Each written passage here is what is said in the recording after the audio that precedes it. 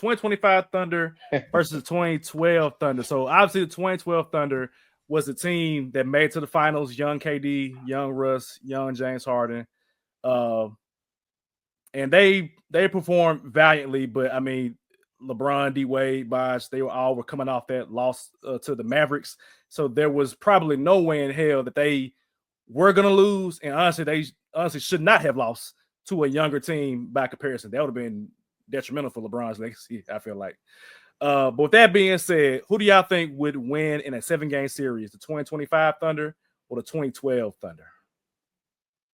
And I'll go through the roster. We know the current roster for the Oklahoma City Thunder, but I'll go through the roster for the 2012 team that made the NBA Finals. So from top to bottom, alphabetical order: Cole Aldrich, Nick Collison, Daquan Cook, shout out to Sheedy, Kevin Durant, Derek Fisher, James Harden, Lazar Hayward, Serge Ibaka, Roy Ivey, Reggie Jackson, Eric Maynard, Nazir Muhammad, Kendrick Perkins, Ryan Reed, Thabo Sefolosha, and Russell Westbrook. It's a nice roster, bro. It's a solid roster. Shout out to Big Fish, by the way. Big Fish, yes, sir.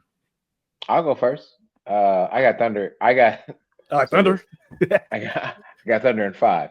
And the Thunder I'm discussing is 2025 Thunder. I believe. Okay, so we know how great at this time Kevin Durant was and Russell Westbrook, but if we're taking. How can I be? This is the team as is in 2012. This is not Kevin Durant at his best. This is not Russell Westbrook at his best. Correct. It's not Russell Westbrook at their best. This is the actual 2012 team. And if I'm going to take the actual 2012 team against this 2025 team, I'm telling you, Mark D is going to coach the fuck out the 2025 Thunder. And they're going to win this in 5, whether it's in Oklahoma City or in Seattle. It doesn't fucking matter. They will win this in 5. I just watched Alex Caruso D up the best player in the league, matter of fact, in the world right now. So you got him. You have Jalen Williams, who also can defend a bigger person. Who am I worried about in the post? Kendrick Perkins? Serge Ibaka? The only person you're really worried about is Kevin Durant. And so you can get an athletic Jalen Williams on him as an assignment, or Alex Caruso. You don't have to defend the paint as much besides Russell Westbrook coming inside. But you have SGA, who is an underrated defender. And we talked about Cason Wallace as well, has been doing very great. And the point that I want to make here is no matter what the 2012 Thunder will throw at the 2025 Thunder, Mark's D availability to second half coach and what he does during halftime does not get spoken enough. And you will win at least one game every playoff series because of coaching. And I fully believe that Mark D is a better coach. I think this is Billy Donovan? No, Scott Brooks. Scott Brooks? Yeah. Mr. Assist? Young Scott Brooks. Nah, I ain't going. I remember Scott Brooks from running. I don't remember Scott Brooks running Coach of the Year. So I'm gonna take the 2025 Thunder. Okay.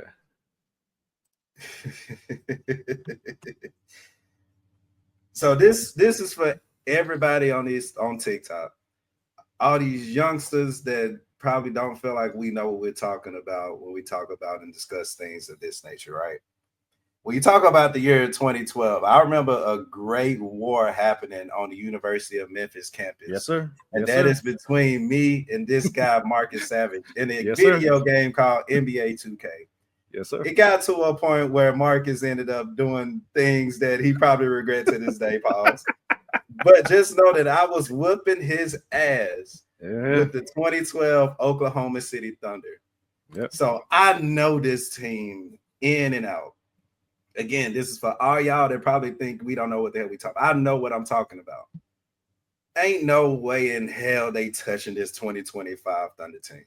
Sheedy, I'm happy that you said it in 5 because, damn it, I was going to come over here and say the same thing and hope that I, for one, wasn't going to be the only one saying it.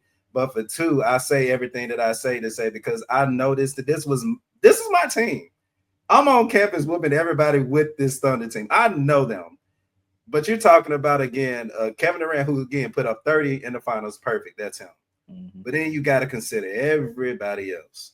In the NBA Finals, I think got the numbers now. Everybody think that James Harden that was averaging 30 with the Rockets and all that. This wasn't that James Harden.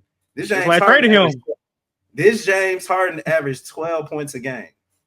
Again, let's go to Russell Westbrook. You're talking about a Russell Westbrook who averaged 27 points in the NBA Finals. Great. But dog, he shot 14% from three. So not only do you got to worry about him, missing shots, Kendrick Perkins what is he gonna do? Anybody want to know Kendrick Perkins' numbers? He averaged 5 points. You're not worried about Kendrick Perkins, ladies and gentlemen. And again, you got Serge Ibaka averaged 7 points in that series. Again, we just talking about the NBA Finals where they did go 1-4. We're talking about a team again who Russell Westbrook was the quote unquote alpha dog. Kevin Durant was the best player on their team, but he got away from OKC for a reason. Trust me when I say that, and it still hurts me to say that because again, this was my team. But you're talking about a team like this again, alpha dog, identity crisis, players roster ain't that good. You got 4 players who hitting over 30% who hitting 30% from three against a team in this OKC Finals who know who they are, who got a star, who can shoot better than 30% from three. Defensive lineup crazy, coaching matters. The coaching difference is crazy. Like, nah, kids, I'm sorry. 2025 Thunder in 5, and it's not close. And again, KD's my favorite player. It hurts me to say this. This was my team back in the day. They're not touching this Thunder squad of today. Yeah, I ain't gonna lie. I tried to see, is there any possible way that I could vouch for the 2012 Thunder? And like outside of Kevin Durant, it's like no.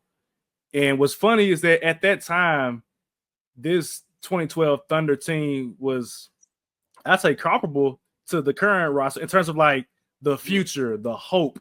Like they're gonna be here. Like when they lost to the Heat in 5 games, oddly enough, 5. And that picture of them like around each other saying, they're gonna be back. And James Harden get traded to Houston that same offseason.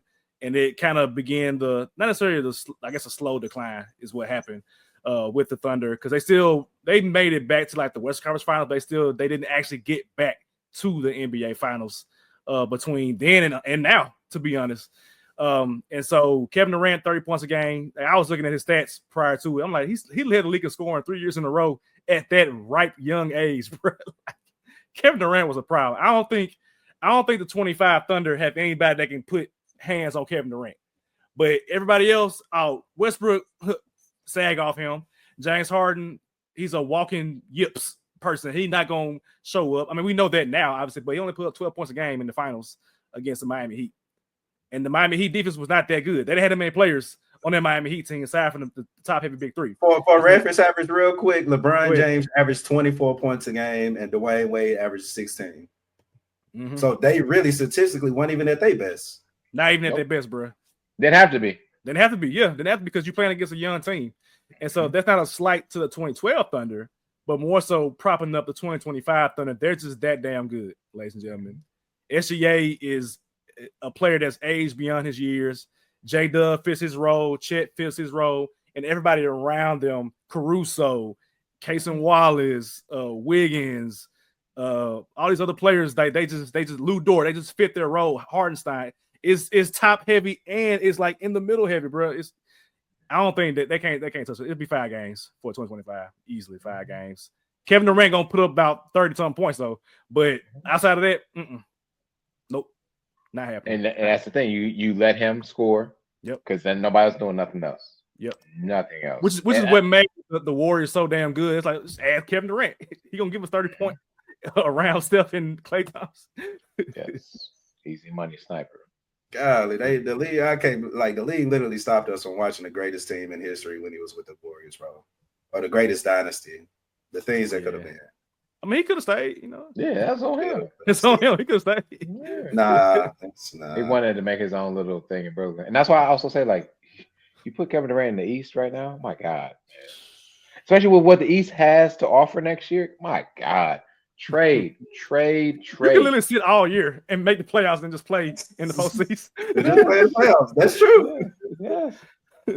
Even if you're a play-in team, you can play the Hawks or the Bulls. Like, win the damn game.